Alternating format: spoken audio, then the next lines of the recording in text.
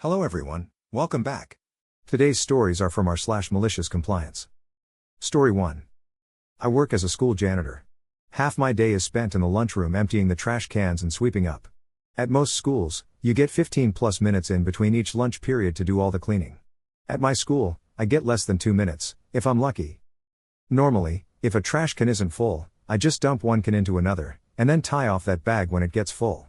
It's a lot faster than having to replace every bag every time, and it saves a ton of bags. I also sweep up around the tables, and, if I see a big mess under a table, I ask the kids to move their feet and sweep that up too. I do it this way because it's the only way to keep up and keep things clean. If I pulled every bag every time instead of dumping one can into another, not only would I run out of bags halfway through the week, but it would also take way longer. If I only swept under tables when there were no kids sitting there, I would literally never have an opportunity to sweep under tables. Enter the lunch ladies. Most of them are nice, but there's this one older one who is just a miserable human being. She yells at everyone including the kids, and is just always angry about something. Earlier this week, she yelled at me for dumping one trash can into another instead of pulling the bag. Why she chose today to do this, I don't know, since I'd been doing this every day for the past 3+ years. I know how to do my job and didn't ask her opinion, so I just ignored her, didn't say anything, and kept doing what I was doing. Fast forward an hour or two, and I'm getting a call from my district boss that there was a complaint filed against me. The lunch ladies are saying they don't like that I dump cans instead of pulling bags, and they don't like that I sweep under the kids' feet. My boss tells me just stick to cleaning in between lunch periods. I try to explain that that's literally a period of less than 2 minutes and isn't even a fifth of the amount of time I'd need to do it that way. He says just do it anyway to keep the lunch ladies happy. He's a good dude. But he's just trying to squash complaints and keep them from going further. He says, from now on, I'm only to empty trash or sweep the floors in between lunches, where there are no students in the cafeteria, and also, I'm to pull the bags every time. No more dumping cans. Cue malicious compliance. Starting then, I only cleaned in between lunches when there were no kids. Of course, this is literally like a knife and a half, so I only had time to get to half the trash cans. And, since I was replacing every bag instead of dumping cans, each can took longer. I didn't even have time to sweep it all. The trash cans I couldn't get to would fill up and overflow, and the kids don't care, they just keep piling trash on top. The floor got more and more covered in trash, since I didn't have time to sweep it all. I did this for the rest of the week. The same bitchy lunch lady tried to scream at me to go empty the trash when I was standing there on Tuesday, but I explained I was told by my boss that you guys didn't like me sweeping or emptying trash around the kids, so now I'm only allowed to do that when the cafeteria is empty. I'd love to go get that trash can, but there are kids eating lunch right now, so I'm not allowed. She tried to argue, but I just told her I was following direct and explicit orders from my boss. There was nothing she could do. When the final lunch ended, I cleaned as much as I could before 2 p.m. and then stopped, as that was my lunch time and the union requires that we take our lunches at our allotted times. It's non-optional, and there's zero tolerance for deviation. And, after my lunch, I have to go clean classrooms since school is out. Classrooms take priority over the cafeteria. End result? The cafeteria never got fully cleaned. When the lunch ladies came in on Monday and found it still half filthy, they went through the roof and complained to my boss. He called me in, and I explained that I was just following orders, and the lunch ladies were the ones who asked I do things this way. Suffice it to say, I was told to go back to doing it, however, I thought was best. You want to stick your nose in my business, and tell me how to do my job? See how that turns out. Oh. And also, since then, I spent the rest of the week calling them out on all the things they were doing wrong. Previously, I just kept my mouth shut and minded my business, but now? Now we're doing this the way you wanted. Door propped open because it's incredibly hot in the kitchen and you need the airflow? Sorry. That's a security issue, doors cannot be propped open. Greasy wax paper in the cardboard recycling? Sorry, that can't go in there. Normally, I just grab it as I see it, but now? I waited till the end of the day and then told them. They had to pick it all out by hand. You guys like having the radio playing in the kitchen? Sorry, not allowed. Shut it down. Story 2. I got hired as a line cook when I got out of culinary school. It was a big hotel chain. I got hired for the day-to-day work, and we had 8 other line cooks and a head chef who was always bragging about his workload and how he spared us from the paper monster. The head chef was, for a better word, absent from the kitchen floor and basically a pencil pusher. He did the ordering, the CCP lists, stocking, timesheets, rosters, schedules, communication with HR, GM, and FANB, and he made the menus. For the most part, the work paid okay, and there was not much hassle. The thing was, the menus we had to cook were outdated and very uninspiring, like, think about the cookbooks from 70 years ago, uninspiring. At some point, we as a kitchen team were done with that, and we requested that we make the menus. The head chef, for some reason, was happy to oblige. So now comes the kicker. We had an after-hours menu with simple meals, BLT, pizza, salads, soup, fries, hamburgers. For some reason, corporate decided that the after-hours menu had to go and be replaced by the normal day-to-day menu. This led to the following situation: almost nobody ordered food during the night shift. Turns out, when people come to a hotel late, they are either too tired or too drunk to eat a meal that takes around 15 minutes to serve, or are in no mood for a sautéed salmon in white wine sauce. This went on for like a year, and corporate saw the nosedive in the night shift revenue across the board. They made the only logical decision to combat this problem: fire all night shift line cooks, or relocate them to other hotels if they could not be fired.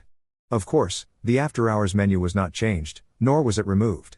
No, instead, it meant the shift had to be picked up by another. So, this is where the tale really started.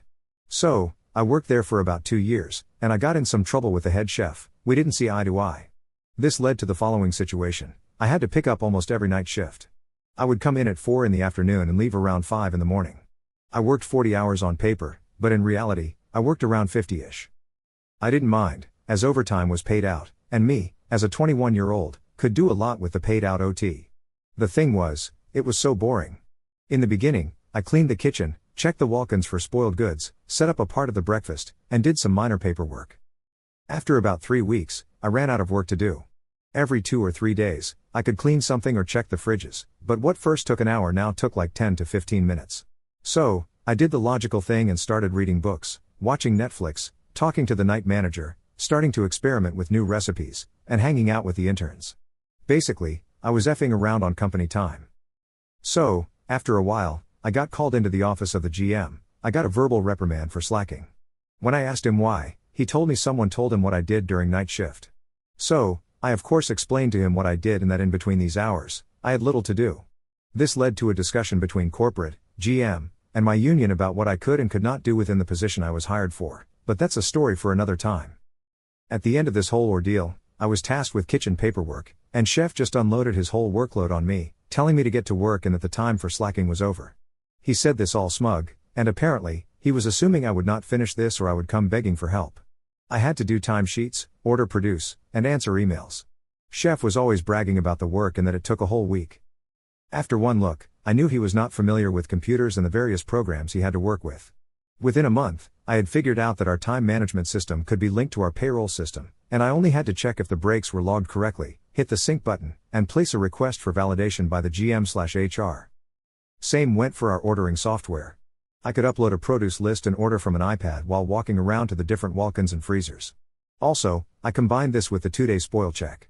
Within 2 months or so, I found out that the work schedule sheet could be copied to another week, and with another software link, I could sync our HR app, so it would automatically generate a warning when someone was on leave or vacation.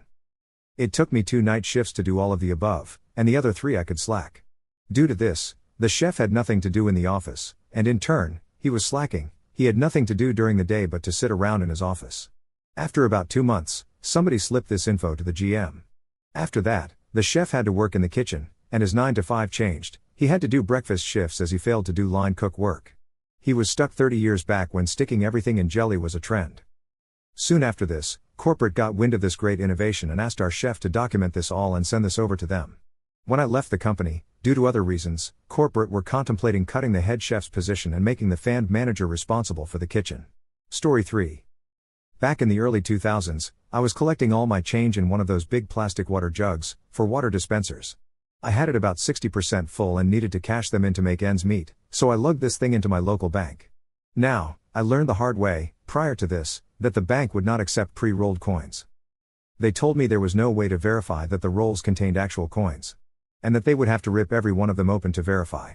After the explanation, it made sense. But, it was kind of frustrating since I spent the money and time to roll all these coins up, thinking I was helping them out. So, this time I kept them all loose in the jug. I also know they have one of those coin counting machines, because I seen them use it the last time, and it made light work of all the coins they had unwrapped from the rolls. But, it's been a few years since I last did this, so here I was, waiting in line for the next available teller, with my jug of loose change, probably weighing 40 to 50 pounds worth. When my time came, I waddled the jug up to the base of the teller desk and told them I wanted to cash it in. This is when they told me that they charged something like a 10% fee to count the change. I turned my head to the right, where there was a small room, and sure enough, that same coin counting machine was sitting in there. I said, "You aren't counting it, you're just pouring it into that machine, and it'll count it for you." They simply replied, "It's just our policy, sir." I then said, "You're my bank, isn't that a service you're supposed to provide to me?" And they said, "We charge the same rate for everyone." So, I asked, how much change they would take without charging me the fee, and they said, $50. So, I knelt down, tipped the jug over, and poured as much of it into my hand as possible, and put a couple handfuls worth onto the counter. Looking perturbed, she counted it all by hand and gave me maybe $22 and some change. I put it into my wallet, grabbed my jug, and dragged it to the back of the line behind two other customers. When it was my turn again, I waddled up there, knelt down, and placed a couple of handfuls of coins on the high counter. When I stood back up, you could tell she was pretty perturbed about what I was doing and eventually just gave in. She told me to bring the jug over to the swinging door at the end of the desk, and with the help of another teller they started pouring it into the coin machine. I made the point to tell them that I knew almost to the cent how much was in there, so don't try to pull any fast ones on me. About 10 minutes later, it had chewed through all the coins, and the total came to within a few bucks of my own count. Might have had a handful of Canadian coins in there, or some likely miscount due to worn coins. I remember it ended up being over $1,000 in pocket change, but I can't recall the actual total. But that was the last time I saved coins. Nowadays, I hear most banks won't do this at all, and will just refer you to those coin counting machines you see at hardware stores or Walmart, that rob you of a large percentage of the total. Story 4. Just after the invention of the printing press, I worked for a small, but highly respected academic publisher here in the UK. I was part of the sales team, crisscrossing the country, visiting universities and bookshops, promoting our titles. It was a good life, before even car phones, never mind mobiles. Once we were out on the road, we were pretty much our own bosses. Our sales manager had done the same job, knew how things worked, and was perfectly happy to allow us to make our own arrangements and decisions, as long as our territories were profitable year on year. And they were. Then, the stars realigned, and we were taken over by a much larger publisher. So now, instead of knowing pretty much everyone in the company, it was just a voice at the other end of the phone when we needed to get something sorted. As is often the way with such large organizations, it ran on tram tracks. For example, as reps, we had company cars, for which previously there had been a set budget, and we could have whatever we wanted, as long as it fell within the financial restraints. Not now, there was a choice of 3, and that was that. Came the time when they decided that company-wide people were not using their time efficiently, especially with regard to meetings. Thus, highly expensive consultants were drafted in, and one of their recommendations was that every single employee, should go on a time management course. It was just the merest coincidence that this consultancy also provided the course. Eventually, our sales team got the word, and we had to jump through these particular hoops. In vain, we pointed out that we were not office-based, so we rarely had meetings, and, if we did, they were organized and run by somebody else. We could hardly tell a customer or university academic that they were taking too long, and could we please go a bit faster? And finally, time management for us was avoiding traffic jams and roadworks, so as to get to our next appointment on time. Until matter transfer was developed, no course in the world was going to improve that situation. As you can probably guess, all this fell on deaf ears. There could be no exceptions.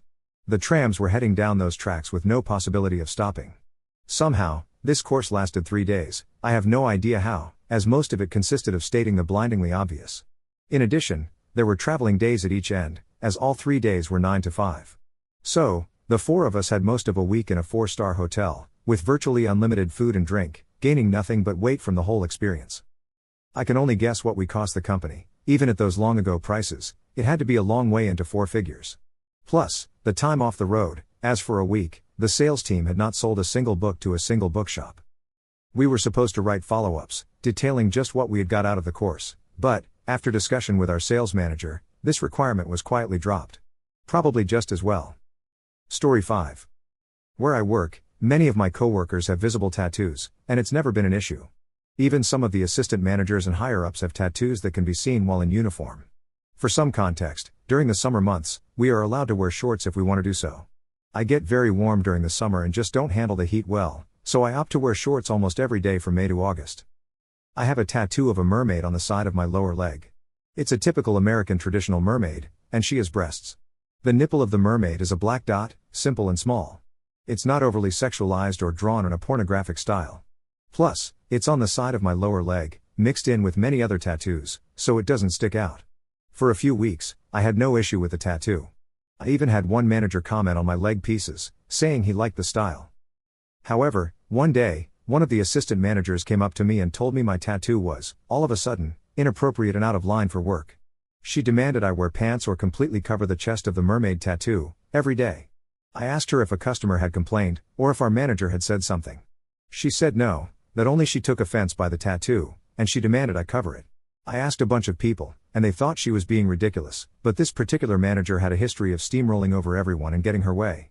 Even other assistant managers had issues with her in the past.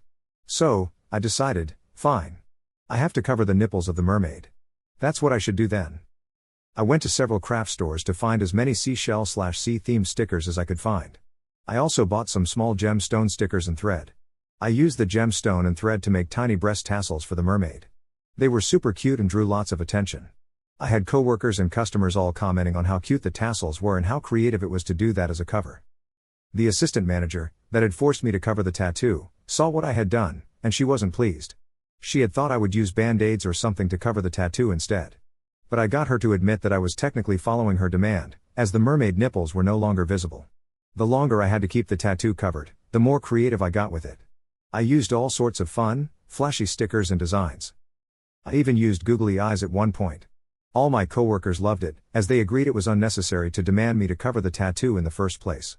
Eventually, that assistant manager was fired, and when she left, I stopped covering the mermaid. I haven't had any issue with any other managers about it, so I think the issue is resolved. At least I had some fun while it lasted. Story 6. I am 15 meters. Ever since I had started taking my medication, I had signs of hyperactivity, which distracts me in class. One of the things I do very often in my classes is draw, which no other teacher has a problem with, except my math teacher. I only draw once I have completed the due page or when my class is very slow. My teacher, who I will call Mrs. Old, had a serious problem with my doodles, often calling me out in front of the class for drawing or taking my pencil. This completely enraged me, because I understood the subject completely fine.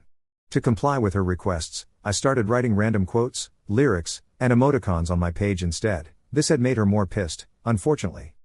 She had then called me to her desk after her period, telling me that she only wanted the answers on my page.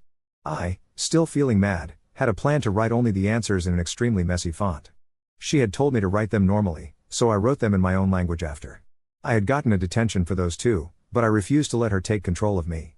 So, whenever I had online work, I would move as slowly as possible, in order to show her how slow everyone else was to me. After the backlash of repeated offenses, I had gotten a reflection for a few days. I still love myself for the creativity of what I did. Story 7. Backstory: for the past few years, I've been a nurse. I spent the first part of my career in the emergency department at a small hospital in Canada. We can do basic admissions, surgeries, and critical care, but we will transfer the really sick ones to larger metropolitan hospitals with more services, like cardiology or trauma surgery. Because the population we served was so small, we ran with the bare minimum of nurses to keep the department afloat, usually resulting in an extra patient per nurse compared to other hospitals but with a lower acuity level, on average, so it balances out. As a result, we would often be overwhelmed during the second half of the day shift and the start of the night shift when it was most busy. However, due to low volumes of patients later on in the night, we often were well enough staffed to easily handle the workload, i.e., we could safely run even fewer nurses. But management hadn't gone there. Secondly, because we ran with such a small number of nurses, we never had break cover. So, if your nursing partner was on break, you would watch double the number of patients. Not a big deal at night, but during the day, this could result in missing our last 30-minute unpaid break on the day shift, due to high workload. A last piece of info is that we use teams of one emergency nurse, a nurse extra training to have a higher scope of care, and one med-surg nurse, seasoned nurse awaiting a spot in the additional training program. Because of this, the nurses would give and take report together, so instead of each nurse handing over 4 to 5 patients simultaneously, they hand over 8 to 10 together.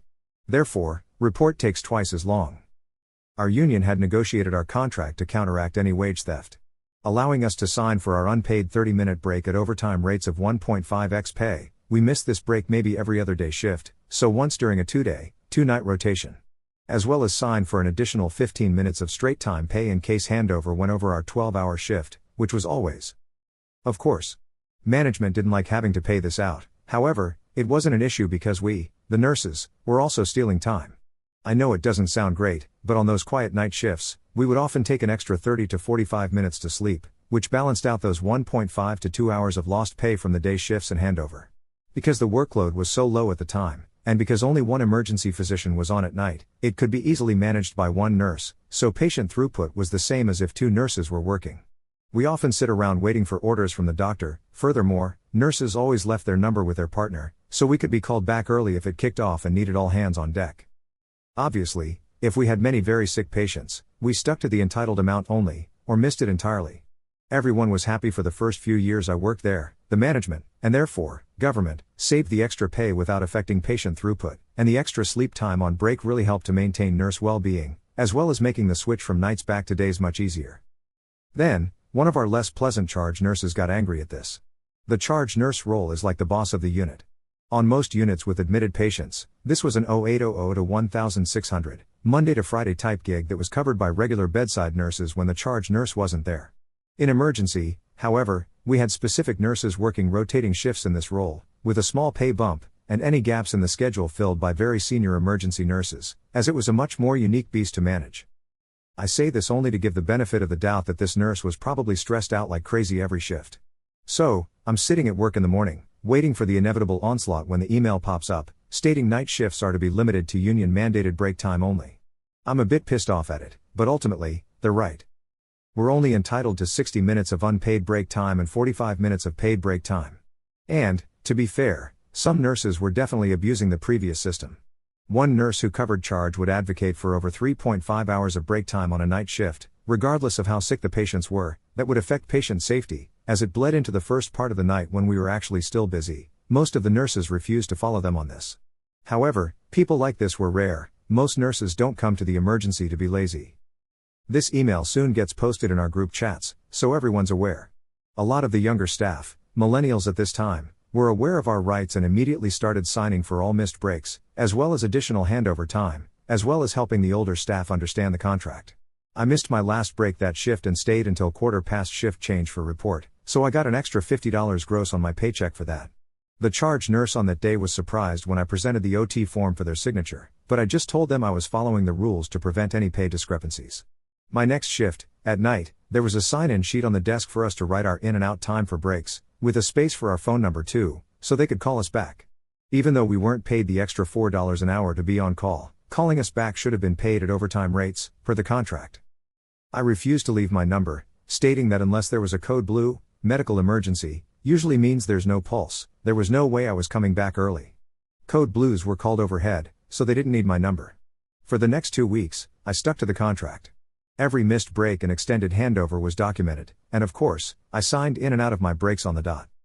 I spent so much time on night shifts, staring at my phone, waiting for the doctor to give me something to do, as I'd caught up on everything else.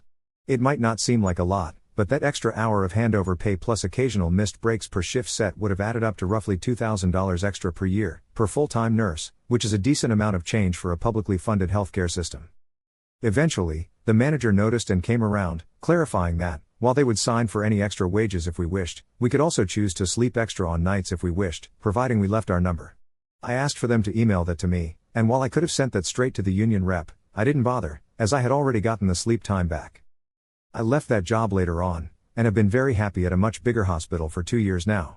Now, I have a nurse come cover mine and my partner's break. There's no teams, and they encourage us to take longer breaks when possible to prevent staff burnout, which was really prevalent at this one.